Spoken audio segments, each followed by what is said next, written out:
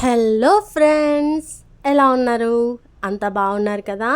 ఈరోజు కూడా మీ variety kit ఒక వెరైటీ రెసిపీతో వచ్చేసిందండి. సో 2 నిమిషాలు చాలండి. ఒక్క బంగాళదుంపతో చక్కగా స్నాక్స్ చేసేసుకోవచ్చు.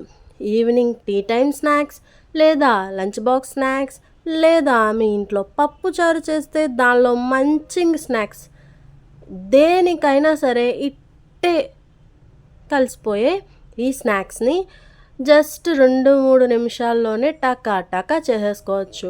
ఎవరైనా ఇంటికి సడన్గా వచ్చినా కూడా చాలా ఈజీగా చేసి పెట్టేయచ్చు.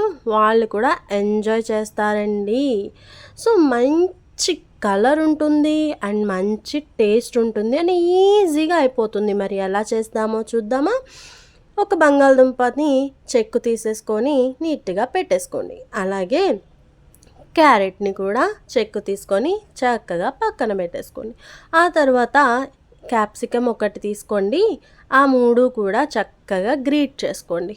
సన్నగా ఉన్న చిన్న కన్నాలు ఉన్న వైపు గ్రేట్ చేసుకుంటే చక్కగా సన్నగా ఉంటుంది. మనకి ఉడకడానికి కూడా చాలా ఈజీగా ఉంటుంది అండ్ తినేటప్పుడు కూడా చాలా బాగుంటుంది. సో 3 గ్రేట్ చేసుకున్నాం కదా, ఈ 3 కూడా ఒక్కసారి కలిపేసుకొని ఫ్రెండ్స్, మీరు గనక ఎక్కువ బంగాళదుంప స్టార్చ్ ఉండొద్దు అంటే పిండేసుకోండి. లేదు హెల్తీగానే ఉండాలి అనుకుంటే ఆ వాటర్ పిండకుండానే దానిలో అల్లం వెల్లుల్లి పేస్ట్, అలాగే 1 స్పూన్ మిరియాల పొడి, అలాగే ఒక 2-3 చెంచాల కార్న్ ఫ్లోర్, అలాగే కొంచెం బియ్యపిండి, కొంచెం సాల్ట్, చాలండి, అయిపోయింది. ఈ 3 కూడా చక్కగా కలిసేలాగా మిశ్రమం అంతా కూడా ఒక్కసారి కలిపేయండి.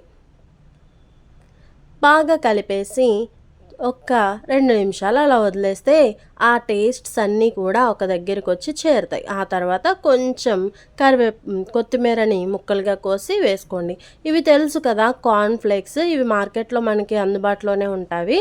ఇవి పిల్లల స్నాక్స్కి కూడా మనం తెచ్చుకుంటూ ఉంటాం కదా. సరే, ఇవి ఎందుకు అంటే పైన కోటింగ్కి అందంగా కనిపించడానికి అండ్ క్రిస్పీనెస్ని ఇవ్వడానికి అలా చక్కగా చిన్న ముక్కలుగా చేసుకొని ఈ మిశ్రమాన్ని చిన్న ఉండలు అంటే రౌండ్ షేప్లో చేసుకొని ఈ కార్న్ఫ్లేక్స్ని పైన గార్నిష్ చేసేయండి.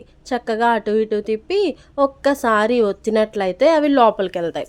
ఆ తర్వాత మళ్ళీ పైన గార్నిష్ చేసుకున్నట్లయితే మనకి వేయించేటప్పుడు అవి వేగి మన ఈ రెసిపీకి మంచి క్రిస్పీనెస్ని ఇస్తాయి. సో ఇలా కొన్ని ఉండలుగా చేసేసుకొని పక్కన పెట్టుకోండి. లేదు అవి రౌండ్గా వద్దు అని అనుకుంటే గనక మీ ఇష్టమైన షేప్లో చేయండి. ఎలా అంటే కట్లెట్ మాదిరి, అంటే రౌండ్ షేప్ వడల్లా వేసుకోండి. లేదు అంటే ఇంకా ఈజీగా అయిపోవాలి అనుకుంటే పకోడా టైప్లో చక్కగా ఆయిల్లో ఇలా విరివిగా వేసేసుకున్నా సరిపోతుంది.